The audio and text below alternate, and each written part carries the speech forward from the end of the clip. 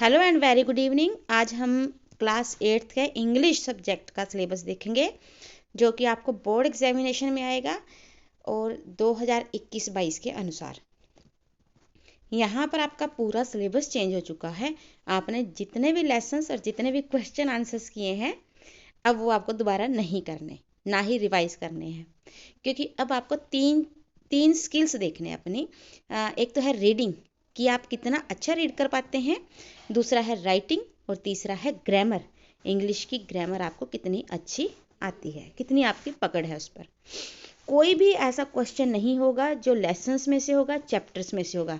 यानी कि अब बिल्कुल भी किसी चैप्टर में से कुछ भी क्वेश्चन या कुछ फिलअप्स कुछ नहीं आएगी, बल्कि इसके अलावा ये आपका चेक किया जाएगा कि आपकी स्किल्स कितनी है, आपको रीडिंग कितनी आ चुकी है, राइटिंग और ग्रामर, ये तीनों पोर्शन आपके कितने स्ट्रॉन्ग हैं। So let's begin. सबसे पहला पोर्शन जो है सेक्शन ए, ये होगा रीडिंग स्किल। इसके अंदर आपको 2 अनसीन पैसेज होंगे, ऐसे पैसेज जो आपने पहले सिलेबस के अनुसार हो सकता है रीड ना किए हों, परंतु क्योंकि आपने बहुत सारे उदाहरण के साथ बहुत सारे एग्जाम्पल्स के साथ किए हुए हैं, इसीलिए आपको 2 अनसीन पैसेज आएंगे जिसमें से आपको कुछ क्वेश्चन सब्जेक्टिव होंगे तो कुछ होंगे ऑब्जेक्टिव, जो एमसीक्यू की फॉर्म में भी हो सकते हैं। यानी कि ये पोर्शन आपका जो है ये 10 नंबर का सब्जेक्टिव और 10 नंबर का ऑब्जेक्टिव रहेगा। 2 अनसीन पैसेज, क्लियर। 20 नंबर का पेपर आएगा, उसमें से 10 सब्जेक्टिव 10 ऑब्जेक्टिव। ऑब्जेक्टिव का मतलब होता है 1-1 मार्क्स के। ये तो हो गया आपका रीडिंग स्किल, जहां आप पहरे को ध्यान से पढ़ेंगे, एक बार नहीं बल्कि 2-2 हो सकता है 3 बार भी पढ़ना पड़े, ताकि आप आंसर को ग्रैब कर पाए, करेक्ट आंसर को ग्रैब कर पाए। उसके बाद है सेक्शन बी। यहाँ पर जांच होगी कि आप इंग्लिश को कितने अच्छे ढंग से लिख पाते हैं। पहला होगा पैराग्राफ राइटिंग। आपको कोई भी पैराग्राफ आ सकता है, जैसे कि महात्मा गांधी आ सकता है, या फिर माय स्कूल बिल्डिंग आ सकता है, my favourite teacher, student life, ऐसे कुछ भी पैराग्राफ आ सकता है जो आपने लिखना होगा। दूसरा है उसके अंदर लेटर राइटिंग। पहला पैराग्राफ, दूसरा है लेटर राइटिंग। लेटर जो है फॉर्मल और इनफॉर्मल, यानी कि किसी भाई बंधु को लिखना आ सकता है, या किसी ऑफिस में, या फिर किसी न्यूज़पेपर में लिखना आ सकता है। तीसरा है एप्लीकेशन राइटिंग। एप्लीकेशन आप स्कूल में, जैसे कि फुल फी कंसेशन की हो सकती है, रिवीजन ऑफ फाइन की, सेक्शन चेंज की, या फिर वो भी एप्लीकेशन राइटिंग होती है जहाँ पर हम किसी ऑफिसर्स को लिखते हैं कि आपकी कोई प्रॉब्लम है, पर्सनल या पब्लिक, जिसे आप ठीक करवाना चाहते हैं। चौथा है स्टोरी डेवलपमेंट, यानी कि आपको स्टोरी लिखनी आनी चाहिए। आपको सिचुएशन दी जाए और आप उस पर स्टोरी लिखें।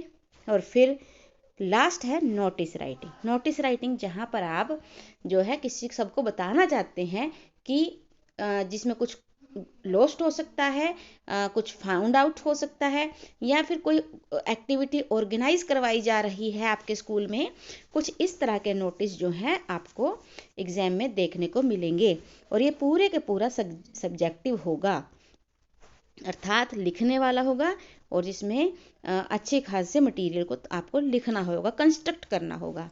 अब ये सब्जेक्टिव है 30 नंबर का, और 10 ऊपर वाले थे अनसीन से, तो कितना हो गया 40। अब आगे बढ़ते हैं और देखते हैं आगे हमारे पास सेक्शन सी में क्या है। सेक्शन सी में आपके पास है noun, pronoun, adjective, tense, article, reported speech, change of voice, preposition, conjunction और वर्ब। मेरा ऐसा मानना है कि जिसने ये पोर्शन इंग्लिश का स्ट्रॉन्ग कर लिया, फिर वो जिंदगी में पलट कर पीछे नहीं देखता। उसके लिए सफलता की सीढ़ियाँ वेट कर रही होती हैं, ताकि उसे मंजिल तक पहुंचा सकें। इसीलिए जितना हो सके इस पोर्शन पर अपना जोर लगा दें, ताकि आप एक अच्छे इंग्लिश के ज्ञाता बन सकें, आपकी स्किल्स जो हैं इंग्लिश में वो बहुत अच्छी हो सकें।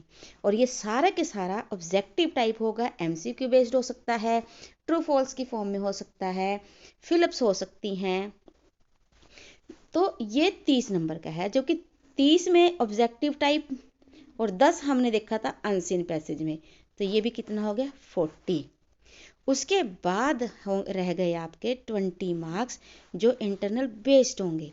इंटरनल असेसमेंट में टीचर आपके पूरे साल के जितने भी आपने वर्क किया है, प्रोजेक्ट हो सकते हैं, आपकी अटेंडेंस हो सकती है, आपके सेट एग्जाम्स के मार्क्स हो सकते हैं, उन सबको मिलाकर आपको 20 मार्क्स देंगे और 80 का आपको आएगा पेपर, जिसमें से 40 नंबर का सब्जेक्टिव और 40 का ऑब्जेक्टिव।